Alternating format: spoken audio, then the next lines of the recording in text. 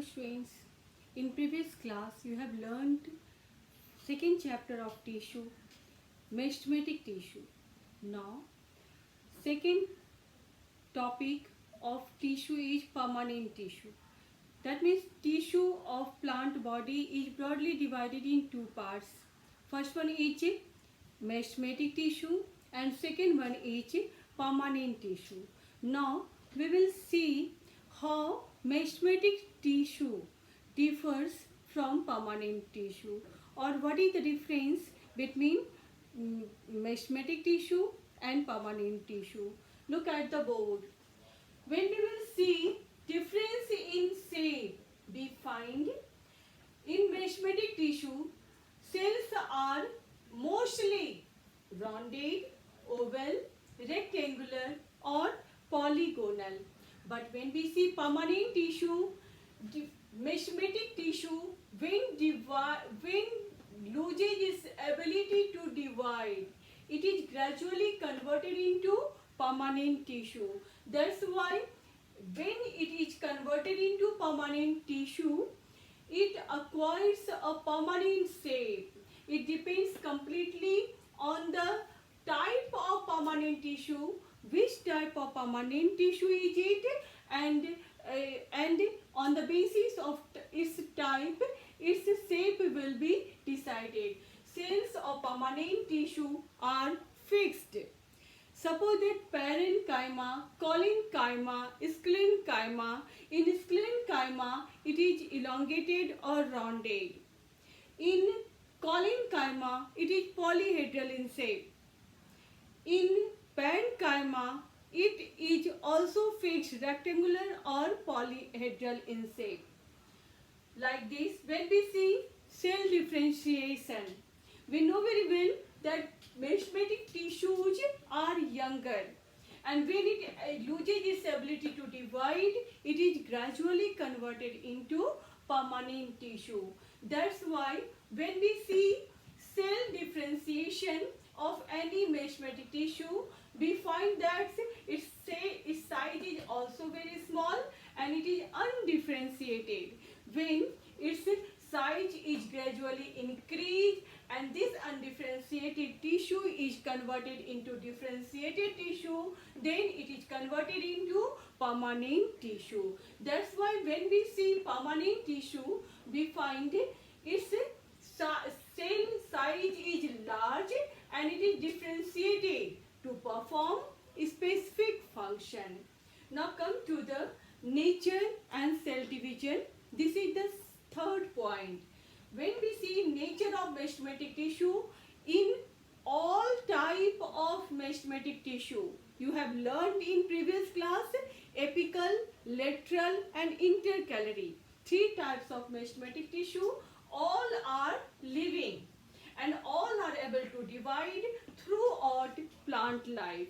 But when we see in permanent tissue, we find since it is formed after maturation of mesometic tissue, some may be living or non-living. Like when we see parenchyma, collenchyma, it is living. Sclerenchyma, it is dead. It may be living or non-living, but without power of cell division. It may be parenchyma, collenchyma, sclerenchyma, xylem, phloem. It has no ability to show cell division. It is differentiated. It has to perform a specific function. It doesn't show any cell division. Now come to the fourth point, intercellular space. When we see intercellular space, since all the cells of mesometic tissues are dividing in nature, that's why they divide rapidly, and its intercellular spaces are also absent here. But in permanent tissue, often it is present. That means intercellular space is present in case of permanent tissue because it acquires permanent shape. acquires permanent size, and it has already start to perform a specific function. That's why its intercellular spaces are also vanished. Now come to the cell wall. When we see cell wall of mesenteric tissue are thin and formed of cellulose only. But when we see permanent tissue, it thin in only some, mostly thick, but thick in others. In few it is thin, but in most of the cases it is thick. You can see not in each case of permanent tissue it consists of cellulose. When you will see sclerenchyma, it consists of lignin. That's why cell wall is also called a lignified cell wall. When you will see collenchyma, you will find there also cell wall consists of cellulose, but there is deposition of pectin in its corner. When you will see parenchyma cell wall consists of cellulose. That means when you see permanent tissue, not strictly it consists of cellulose. Other than cellulose, lignin, pectin, these are may be of lignin, pectin, cellulose, etc. That means these chemicals are also present in its cell wall. Now come to the nucleus. When you will see nucleus, since these are all mesenteric tissues are dividing in nature, that's why its nucleus are large and centrally occupied, because it has to divide rapidly and form new cells.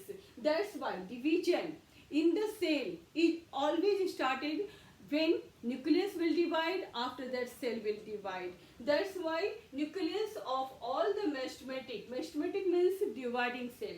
Nucleus of all the mesenteric tissues are large and centrally occupied. But when we see permanent tissue, mostly it is absent in dead cell. You know very well, most of the permanent tissues are dead in nature, some are living.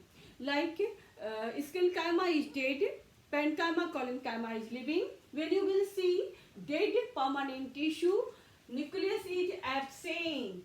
Nucleus is absent in dead cell, but it is present in living but its position will not be centrally located. It is present in peripheral position. Now come to the 7th point, vacuole.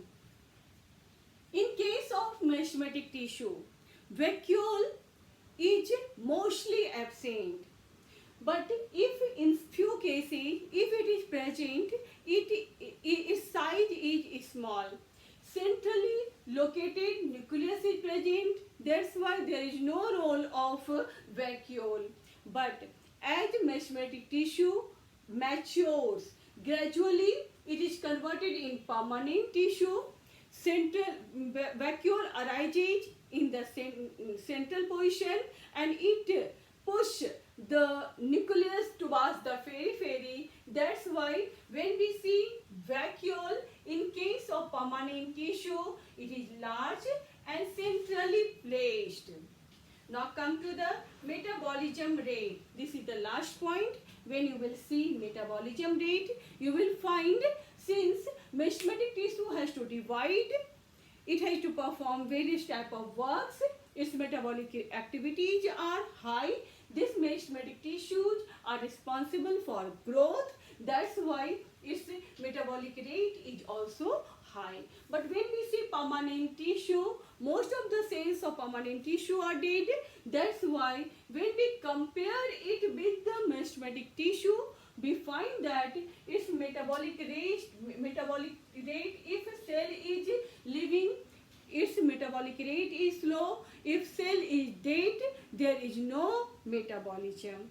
Thank you. In next part, we will discuss about different type of permanent tissue. Thank you.